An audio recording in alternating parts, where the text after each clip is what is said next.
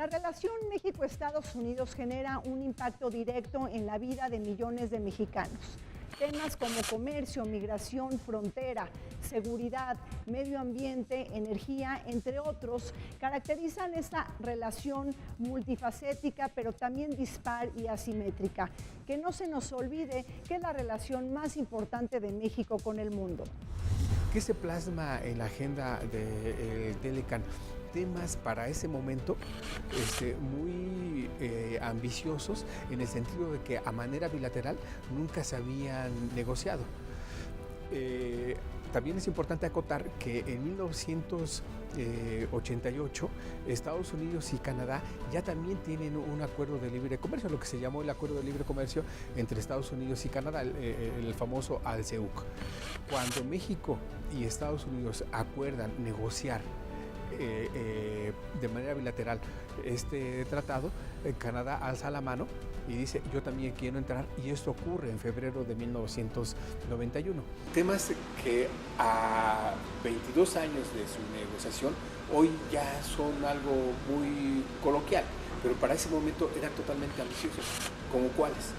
Reglas de origen, por ejemplo. México era atacado en los Estados Unidos por aquellos que no querían el TLC, no solo en términos económicos o ligados al TLC, no solo en términos de tarifas, o en términos de propiedad intelectual, o en términos de solución de controversias, cosas que venían en el tratado. Para poder descarrilar la negociación del tratado, algunos grupos te criticaban por todo lo demás. Y decían: qué padre es esto del tratado, pero ¿confías en el cuate de enfrente? ¿Nos queremos casar con el cuate de enfrente? No aplica sus leyes ambientales. Las empresas de Estados Unidos se van a ir ahí porque van a tener una gran facilidad de contaminar a bajo costo.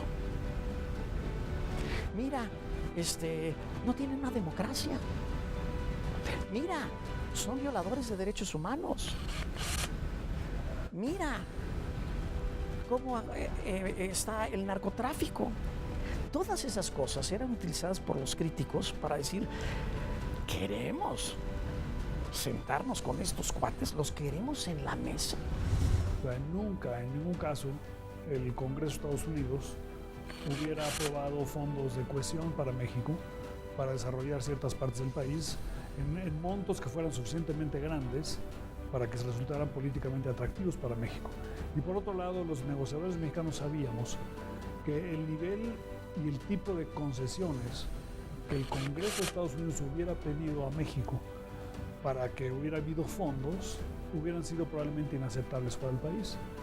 Lo vimos, por cierto, el año siguiente, en 1994-95, cuando tuvimos la crisis económico-financiera tan profunda, donde se hizo una solicitud al Congreso de Estados Unidos de fondos para ayudar a México, y las condiciones que el Congreso de Estados Unidos puso para ese apoyo fueron de tal magnitud y de tal nivel que eran obviamente inaceptables para México, que el programa colapsó y nos ayudó solamente el Ejecutivo de Estados Unidos. Entonces no era viable políticamente, no es viable con el sistema político de Estados Unidos pensar en fondos de cohesión tipo Unión Europea.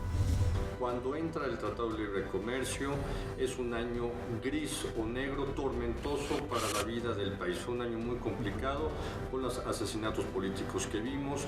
Al final del año también la crisis económica por otros malos manejos. No podemos decir que el Tratado de Libre Comercio fue culpable de la crisis económica. Fue un mal manejo de las finanzas públicas y del tipo de cambio del presidente Salinas. Aquel famoso dicho de que tanto el presidente Salinas como su secretario de Hacienda, Pedro Aspe, tenían la economía detenida con alfileres, pero que sabían muy bien cuál era la negociación y que no se podía jugar con una devaluación, por ejemplo, de la moneda de manera no concertada con los socios de América del Norte, y eso permitía que se la estaban jugando a que no se quitaran los alfileres, pero evidentemente una vez que hay un cambio de gobierno, que se da una negociación diferente con los socios de América del Norte, pues evidentemente se cae la economía. Entonces aquí justamente se da cómo vamos a rescatar la crisis del 94. Con esta crisis de finales de año 94-95, la crisis del error de diciembre, o la crisis del famoso crisis de tequila, pues aquí es como repensar en muchos de los sectores por qué no se dan justamente los fondos de compensación que sí se dieron en la Unión Europea, la Comunidad Económica Europea y después la Unión Europea, para equilibrar las asimetrías. Yo te diría también, el Tratado de Libre Comercio también permitió que México recibiera los reflectores internacionales y también de los Estados Unidos, hay que decirlo. Para negociar el Tratado de Libre Comercio, Carlos Salinas de Gortari hizo la mayor estrategia de poder blando, soft power, en la historia de México, con una cosa muy sencilla: poner a disposición de los ojos de los estadounidenses la mayor colección que haya salido de México de arte prehispánico. La colección la exposición se llamó México Esplendores de 30 siglos. Desde los aztecas y los olmecas hasta Diego Rivera. Nosotros promoviendo la cultura y diciendo, este es el socio con el que estás negociando.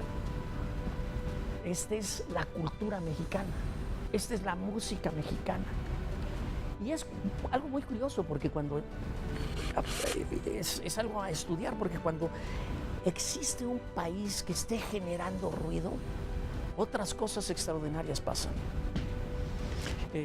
Como que el premio Nobel a Octavio Paz, una Miss Universo, una película como Agua para Chocolate, que fue taquillerísima en Estados Unidos. La gente quería acercarse a las cosas mexicanas, quería entender qué era lo que pasaba. Y alrededor de esa negociación existía una construcción de un México diferente, de un México que había que redescubrir, que estábamos proyectando. Ojo con el tema de la negociación y la modernización del Tratado de Libre Comercio de América del Norte. No es un tema menor. Se tratan de negociaciones difíciles, espinosas, delicadas y de alto calibre, porque en juego está el destino del 80% de las exportaciones de México. Obvio que ha habido grandes beneficios porque la economía mexicana pues se acabó de abrir, que ya es un proceso que ustedes ya han mencionado, nuestro ingreso al GATT, etcétera, etcétera. Entonces pues nos acabamos de internacionalizar, de globalizar, de abrir y claro, pues si vemos las cifras de nuestro comercio, oiga usted, por allá de los años 50, nuestro comercio con Estados Unidos era de 3,000, 4,000, 5,000 millones de dólares. Ahorita estamos en más de 500,000 millones de dólares, ¿no? El salto ha sido brutal. Cierto, no todo mundo se ha beneficiado. ¿Qué es lo que se podría mejorar en términos de la experiencia ganada o aprendida en estos 23 años? Me parece que es bien importante recordar que el mercado nacional es fundamental. El motor interno parece que siempre ha sido de los temas en donde México debería de poner más atención y siempre buscar que la apertura comercial con terceros países vayan de la mano con reformas estructurales o reformas que permitan apoyar los sectores que desde luego han probado ser competitivos a nivel global, pero hay otros tantos que requieren un mayor tiempo de apoyo o un mayor seguimiento por parte del gobierno, y esto no quiere decir subsidios, sino crear incubadoras o tener la posibilidad de que, por ejemplo, las pymes, que representan más del 99% de nuestras empresas en México, pues tengan realmente una vocación y una posibilidad de entender cómo funciona el comercio internacional y se sumen a este comercio internacional que México tiene ya del orden de 800,000 millones de dólares. Pero la clave del comercio internacional no solamente es tratar de vencer o superar tus flaquezas, tus debilidades, sino encontrar tus ventajas, las fortalezas de la economía mexicana.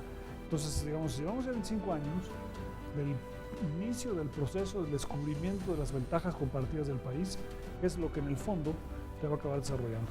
En términos generales, el TLC fue benéfico productivo porque nuestra relación comercial tanto con Estados Unidos y Canadá es un hecho real, verídico, que se quintuplicó el comercio. Hoy por hoy nuestra relación comercial asciende a más de 500,000 millones de dólares solamente con Estados Unidos, aparte la de Canadá. Ahora, tendríamos que preguntarnos en el sector social que tú lo tocaste. Se quisieron o se quiso también modernizar, tomando en cuenta los ingresos de esa relación económica, pues proveer de servicios y atender las demandas sociales. Nosotros vendíamos el TLC como la primera gran esfuerzo de integración de economías altamente dispares. Lo que no queríamos negociar con Estados Unidos era porque éramos dispares. Y cuando decidimos negociar con Estados Unidos, vendimos esta gran imagen de que este es un acuerdo comercial único, histórico, porque es el primer acuerdo comercial entre economías con una gran disparidad. Va a ser algo extraordinario que podamos lograr. Y todo el mundo estaba al pendiente.